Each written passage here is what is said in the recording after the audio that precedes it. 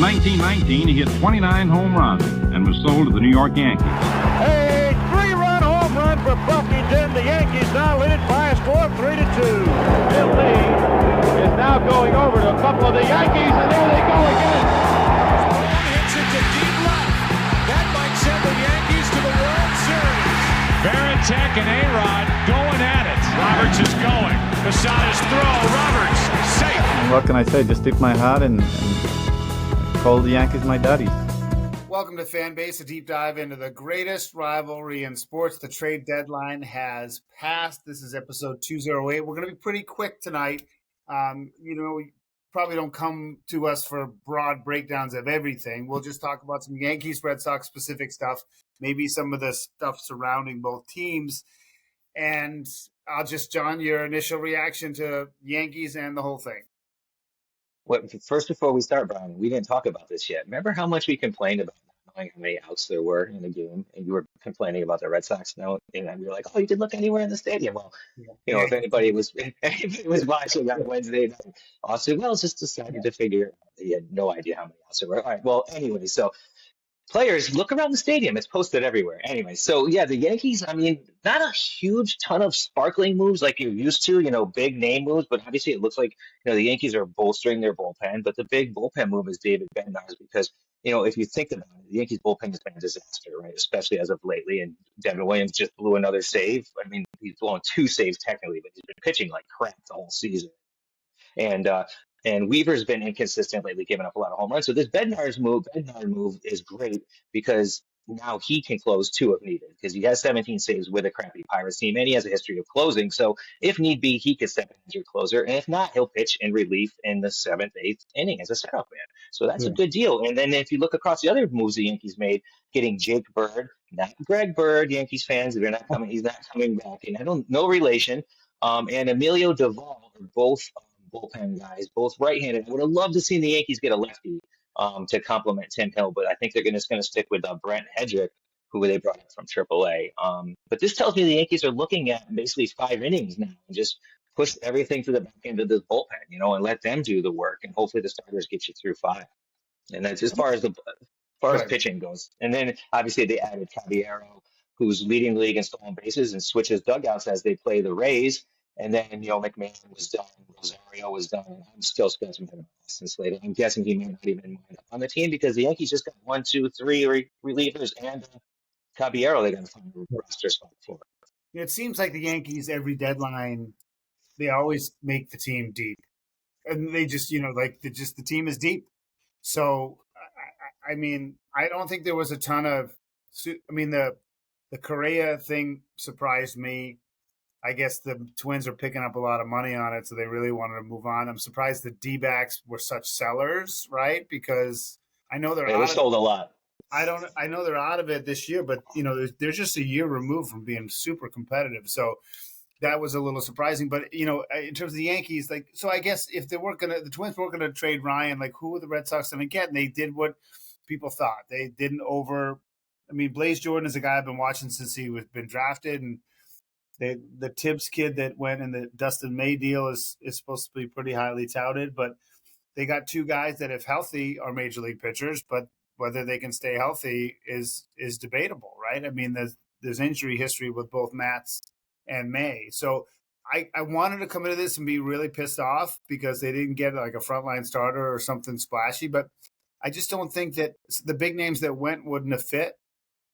And so I can't be too mad. They did something, and so they have some pitching depth if they're healthy. So I think the Red Sox are basically saying we just want to get in, even if it's the wild card, we get in, and they're probably I do think they've fallen a little behind Seattle and maybe the Rangers, so it's going to be a dogfight. I mean, I think the Red Sox are 50-50 to get that third spot at this point.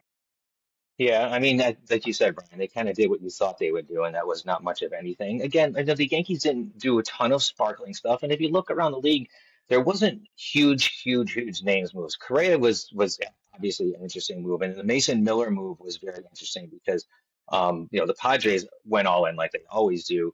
But Mason Miller was talked about for the Cubs, for the Red Sox, for the Yankees, a lot of different teams, and it really wasn't mentioned much about the Padres, and that just goes to show you that the Yankees weren't willing to part with, their big name prospects, i.e. Spencer Jones or even Jason Dominguez, because the player that did wind up going for Mason Miller, Leo DeVries, is the number 3 prospect in Major League Baseball right now, and then no longer on the Padres. So it just goes to show you that teams across the league are paying a high premium for these relievers and these middle relievers in baseball, and it's again speaks to the starters not going a long distance. If you look in the postseason, the average starting pitcher is only going like 3 2/3 innings in the postseason in the last couple of years. Really?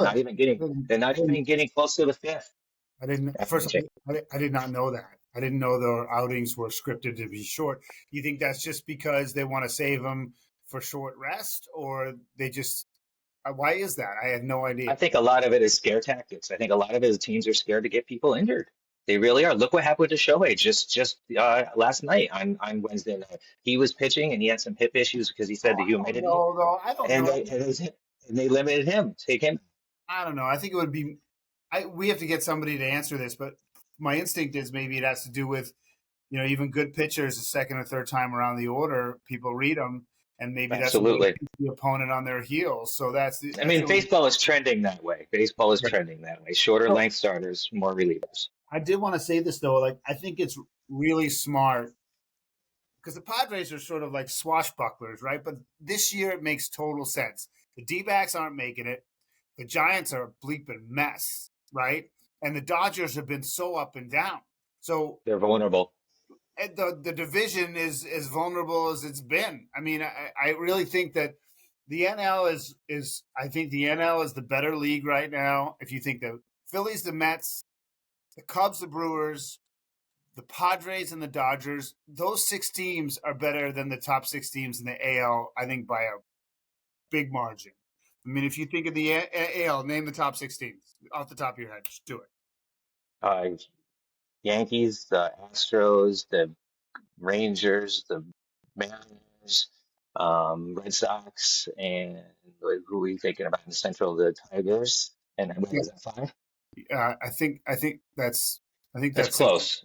But the bottom line is those 6 teams are not as good as those 6 teams. And the Blue Jays. I missed the Blue Jays. Yeah.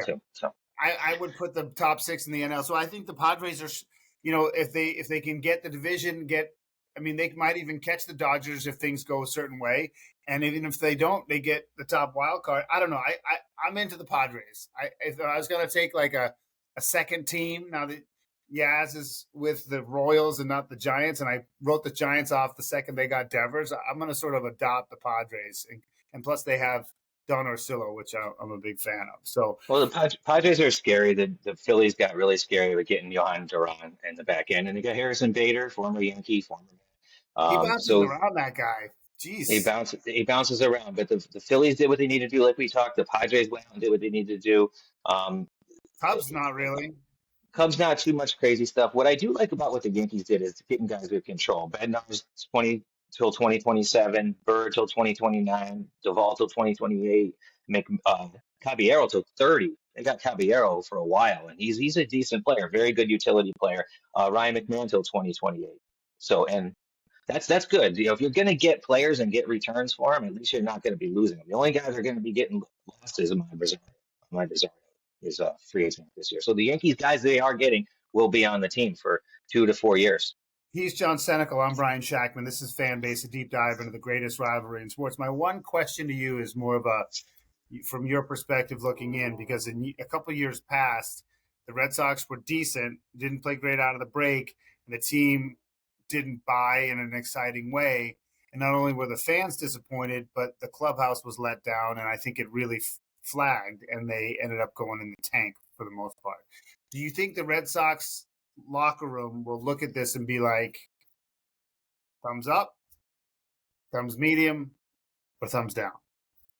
I think they're going to be thumbs medium, because I think they're happy with the way they're playing. I think they're very encouraged that having Bregman back. I say back because he's only been back for like a week and a half now. Yeah. And going forward is different right away. By the way, right away. Exactly, and you are adding a pitcher who's a versatile pitcher. And you're adding a guy who could be a super wild card. Dustin May is a very, very good pitcher. He has got great stuff. And as long as he stays healthy, he will keep you he will do fine for you as he's healthy. So all signs point to that he's going to stay healthy, but you never know with a pitcher, Brian. So I would say if I'm the Red Sox, I am obviously you didn't get that huge name, but when you look across Major League Baseball, well, there was only really two teams that really grabbed the huge name: the Padres and the Astros. Really, I mean, that's who else? Who else really? Eugenio Suarez. I'm sorry, the Mariners made a huge splash. So So those tell me this. those three teams, I think, were the ones that really kind of made the big splashes with the name. So rejigger the AL. Forget the NL for a second. You got Toronto 3.5 up on the Yankees. You have Detroit pretty much in control of the Central, and you have Houston pretty much in control of the West. So then the wild card is, Seattle, Texas, New York, and Boston. Just give me your thoughts on. Just give me a little bit with 2 months left.